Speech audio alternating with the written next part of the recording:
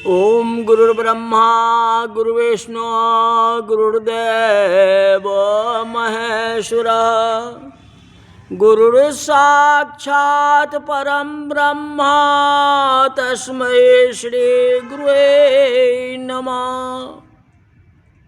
माखन चोरी की लीला भागवत में।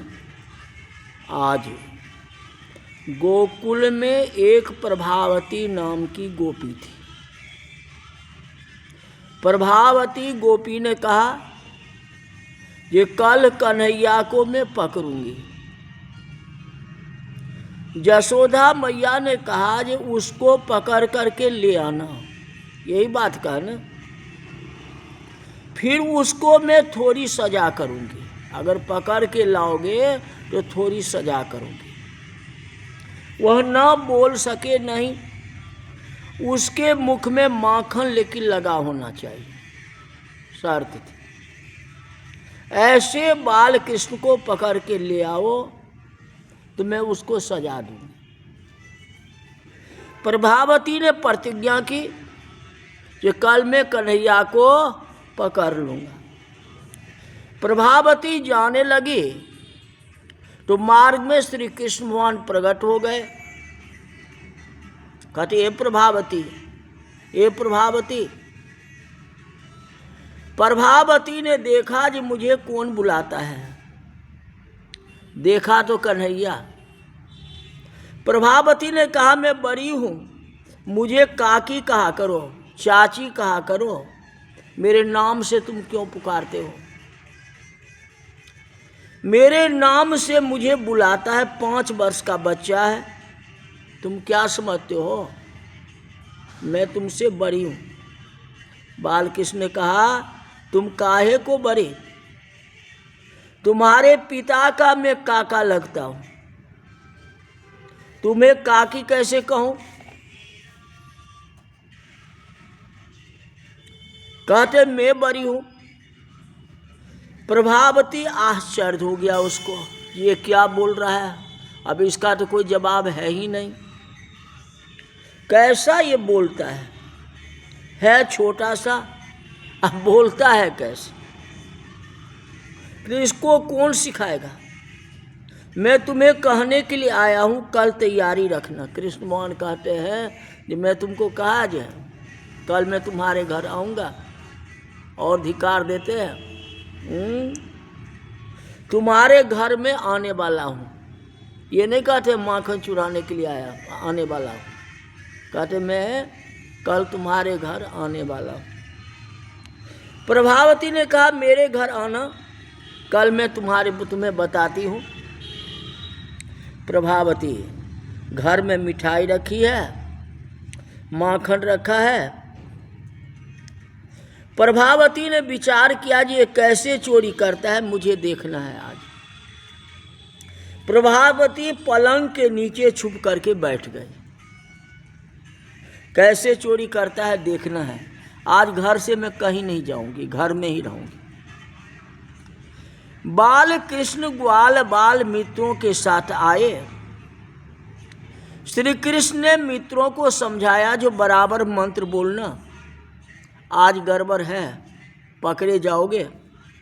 सभी बालक कौफलम कौफलम कौफलम बोलने लगे। प्रभावती देखती है कि मित्रों को इसने कुछ मंत्र सिखाया है, जो ये मंत्र बोलते हैं। श्री कृष्ण ने कहा यहां मुझे किसी को बास आती है, जोर से बोले अपने ग्वाल बालों के साथ में, सखा के साथ में। लगता है यहां कोई छिपा हुआ है। प्रभावती पलंग के नीचे छुप करके बैठी थी और ये सारी बात सुन रही थी। कहती ये कैसा है, मेरी उसको बास आती है, पता कैसे चल गया? उसको चोरी करने दो, फिर मैं उसको पकड़ती हूँ। मेरे पास तो आएगा नहीं, ये तो चोरी करेगा। बाल कृष्ण हांडी उतारी, मित्रों को माखन देते हैं। मिठाई पड़ा हुआ है, मिठाई नहीं उठाए, माखन की हांडी उठाए। कन्हैया जिस घर में माखन की चोरी करने के लिए जाता है, उस घर की खिड़कियों के पास बंदर भी आते। कन्हैया बानरों को माखन खिलाते, अपना सखा मित्र को भी देते हैं और बंदर को भी खिलाते हैं, क्योंकि कृष्ण समझते हैं ये मेरे पिछले जन्म रामा अवतार के भक्त हैं। रामा अवतार में मेरे लिए इन्होंने युद्ध किया है, पेड़ के पत्ते खाते थे, तपस्वी के भेद थे, उनको मैंने कुछ खिलाया ही नहीं, केवल फल फूल खिलाए। बानर वैष्णव है, बानरों में अनेक सद्गुण भी है और चंचल भी है, फिर भी बानर जात में एक बड़ा सद्गुण होता है, अच्छे गुण भी होते हैं। बानर एक ऋतु में काम सुख भोगने के बाद दूसरी ऋतु में आती है, तब तक अपना संयम रखता है। बंदर अपने शरीर का संयम रखता है 6 महीना तक, एक ऋतु तक। बानर में एक सद्गुण ऐसा होता है, जो बानर जंगल के सारे फल खाता है। बानर जंगल के सारे फल खाता है, लेकिन राम फल नहीं खाता। राम फल होता है ना, राम फल आप बंदर को दो तो वह नहीं खाएगा। दक्षिण भारत में राम फल होता है, जो खाने में अति मधुर होता है। बानर ऐसा मानते हैं, हम राम जी के सेवक हैं, राम हमारे मालिक हैं, तो उनके नाम का जो फल है वह नहीं खाएंगे। राम फल नहीं खाता, दिल्ली में भी मिलता है। बानर के जीवन में नियम है, बानर के जीवन में संयम है। जिसके जीवन में संयम नहीं है, जिसके जीवन में भक्ति का कोई नियम नहीं है, वह तो पशु से भी हल्का हो गया। एक पशु के पास में ज्ञान है, लेकिन मानव के पास में ज्ञान नहीं है। पशु जो है अपना नियम अनुसार चलता है, नियम अनुसार खान पान करता है, लेकिन मनुष्य जो है सर्वभक्षी, सब कुछ खा लेता है, जो मिला सब खा लिया, ऊंच नीच का विचार नहीं करता। ये बानर जो है सबका विचार करता है। गाय विचार करती है कि हमें क्या खाना है क्या नहीं खाना है, ये मनुष्य नहीं करता। भक्ति के नियम से अपने मन को बांध लो, अपने इंद्रियों को संयम रखो। जिसके जीवन में संयम है और नियम है, उसको यमराज भी सजा नहीं देते, क्योंकि वह नियमित जीवन बिताता है। यमराज उसी को सजा करते हैं जिसके जीवन में संयम नहीं, जिसके जीवन में भक्ति का कोई नियम नहीं है। बहुत से लोगों का नियम होता है दिन में 2-4 बार तो गर्म पानी होना ही चाहिए, मतलब चाय होना ही चाहिए, बिना चाय का रह नहीं सकते। चाय पीने का नियम है, ये चाय होना ही चाहिए।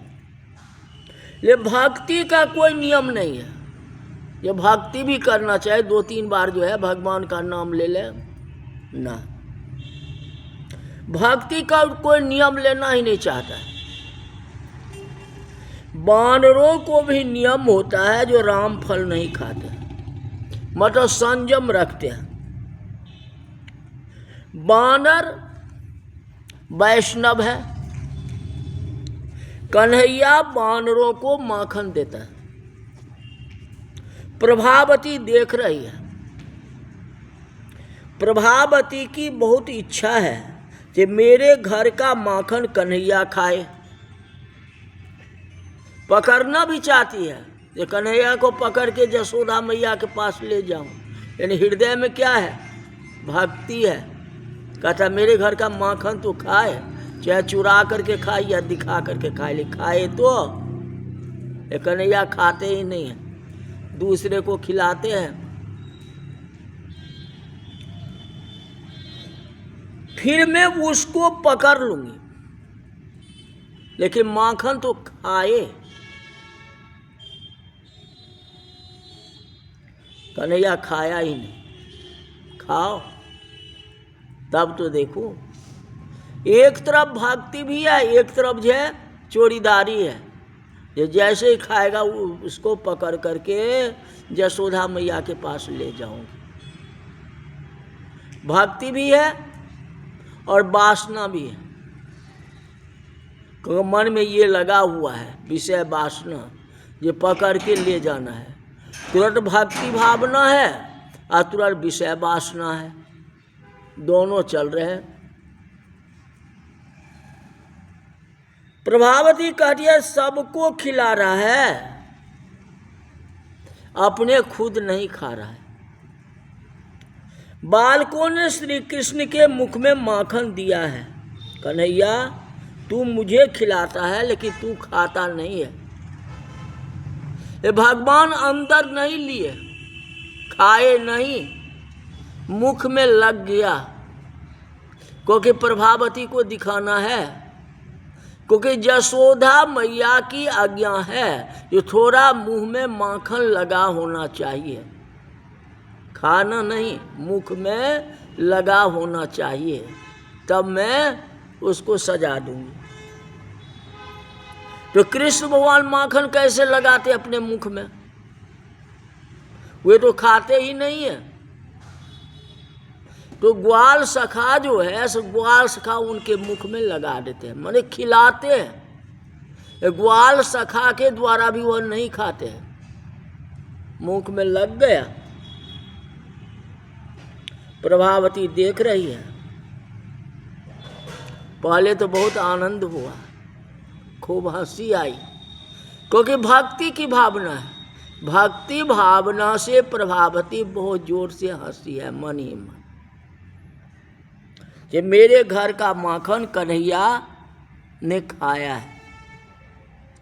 चाहे जबरदस्ती खाए या अपने मन से खाया, अगर खाया तो वह तो नीचे चारपाई के नीचे बैठी हुई है, पलंग के नीचे बैठी हुई है, तो वह मुख देखने के लिए कहीं गई है जो खाते हैं या नहीं। वो तो समझ गए जो खा रहे। अब ज्यादा नहीं खाएगा, मैं समझता हूं। अब ये क्या करेगा? तो हांडी को फोड़ देगा। प्रभावती पलंग के नीचे छुप करके बैठी थी। अरे माखन गया तो गया, लेकिन हांडी तो बच जाए, लेकिन हांडी अभी खरीदना पड़ेगा मेरे को। हांडी तो बचा रहा हूं, बचा लूं। सीधे बाहर आती। बालकों ने देखा जे कन्हैया को कहा कन्हैया कन्हैया, बस सारे सखा को डर लग गया। ये कन्हैया तो मेरे को सही बताया था, लेकिन बात तो वही हो गया। पलंग के नीचे छुप करके बैठी थी। अरे आई,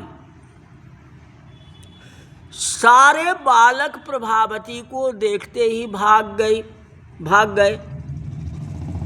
कन्हैया ने विचार किया कि आई तो आई, क्या कहने वाली है सुनूं तो। मैं तो नहीं भागूंगा, अगर भाग जाऊं तो लीला यही खत्म हो जाएगी, फिर आगे लीला होगी नहीं। कन्हैया वहीं खड़ा रह गया। प्रभावती दौड़ती हुई गई और झट से कन्हैया का हाथ पकड़ ली। बाल कृष्ण ने नाटक किया, ये मुझे छोड़ दो, मुझे छोड़ दो, मुझे भय लगता है, क्योंकि यशोदा मैया हमें जो दंडित करेंगे, बोलेंगे ऐसा मत करो, ऐसा मत करो, प्रभावती कहती है नहीं नहीं, अब कहाँ छोड़ूंगा, अब तो तुमको हाथ पकड़ लिया, अब हाथ पकड़े, अब क्या करेंगे और क्या जवाब देंगे कृष्ण भगवान, ये कथा कल आपको बताएंगे। आज की कथा यही तक रही। बोल वृंदावन बिहारी लाल की जय।